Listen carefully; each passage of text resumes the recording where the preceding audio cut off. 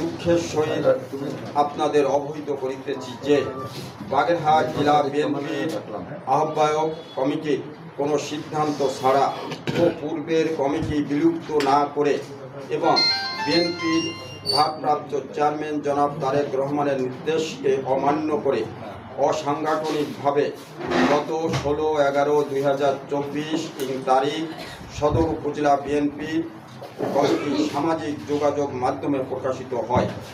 উক্ত কমিটিতে সদস্য সচিব হিসাবে আমাকে এবং 17 বছর ধরে যারা দলের সকল কর্মসূচিতে অংশগ্রহণ করেছেন, হামলা মামলা শিকার হয়েছেন, তাদের বাদ দিয়ে কমিটি দেওয়া হয়েছে। প্রকাশিত এই কমিটির বিষয়ে বাগেরহাট জেলা এবং সদর উপজেলার বিএনপি অঙ্গ ও সহযোগী সংগঠনের অধিকাংশ নেতা কর্মী বিস্মিত হতবাক হয়েছেন। 15 মাস ব্যবধানে কিভাবে একই তারিখে, যার তারিখ ছিল 12/5/2023 তারিখ, আরেকটি কমিটি গঠিত হয়, সে বিষয়ে সকল পর্যায়ের নেতা কর্মী ও সাধারণ মানুষের মধ্যে বিরূপ প্রতিক্রিয়া সহ হাস্যকরে পরিণত হয়েছে। সাংগঠনিক নিয়ম তো দূরের কথা, এখানে জেলা বিএনপির আহ্বায়ক ও সদস্য সচিব সময় জ্ঞান সম্পর্কে মারাত্মক অদূরদর্শিতার পরিচয় দিয়ে নিজেরা হেয় প্রতিপন্ন হয়েছেন এবং দায়িত্ব জ্ঞান সম্পর্কে মারাত্মক প্রশ্নবিদ্ধ হয়েছেন বলে আমি মনে করি। প্রিয় কলম সৈনিক সাংবাদিক ভাইদের মাধ্যমে বিএনপির কেন্দ্রীয় নেতৃবৃন্দের দৃষ্টি আকর্ষণ করছি এবং অনতিবিলম্বে হাস্যকর রসিকতাপূর্ণ 16/11/2024 তারিখে সামাজিক যোগাযোগ মাধ্যমে প্রকাশিত কমিটি বাতিলপূর্বক গণতান্ত্রিক উপায়ে তৃণমূলের মতামতের ভিত্তিতে বাগেরহাট সদর উপজেলা কমিটি গঠনের জোর দাবি জানাচ্ছি। কেউ উত্তর দিতে পারে?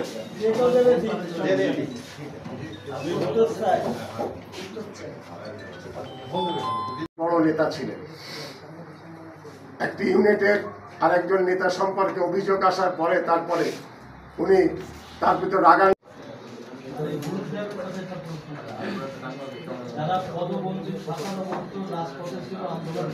হ্যাঁ, বাসারাত ভাই, তারপরে আমাদের ওই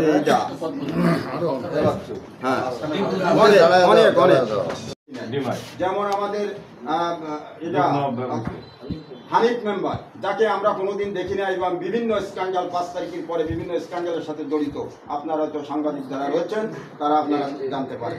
যারা শেখ হাসিনা আসলে এখানে তার স্টেজে যে জয়েন করেছে তাদের বানানো হয়েছে কনভেনার। লীগ ও বঙ্গবন্ধুর আদর্শে অনুপ্রাণিত হয়ে বাগেরহাট জেলা বিএনপির সহসভাপতি ও বাগেরহাট রেড ক্রিসেন্টের সাবেক সেক্রেটারি দিদারুল আলম বাবুল সহ 7 জন বিশিষ্ট ব্যক্তি আওয়ামী লীগে জয়েন করেন।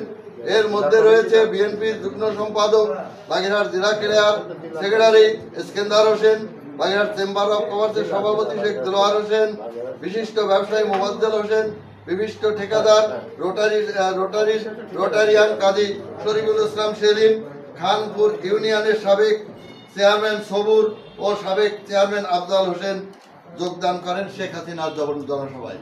এই ইস্কেন্দার হোসেন হচ্ছে বর্তমান পৌরসভার আপনার আহ্বায়ক এবং তাকে ঢাকায় বসে কোনো অন্ধকার কুটিরে বসে এটা করা হয়। আমাদের সচিবরে মেরে মেরে কয়েকজনের ষড়যন্ত্র করে সব দলের লোকের মধ্যে জড়িত রয়েছে। এই নাকি আমাকে ফল, কষ্টের ফলেই। এখানে দেখবেন একটি আছে যে আমাদের ভারপ্রাপ্ত চেয়ারম্যান এই 5 তারিখের পরে তিনি নির্দেশ দিয়েছেন সমস্ত ইউনিটকে জেলা কেন্দ্র থেকে যে কোনো নতুন কমিটি ঘোষণা করা যাবে না, গঠন করা যাবে না পরবর্তী নির্দেশ না দেওয়া পর্যন্ত।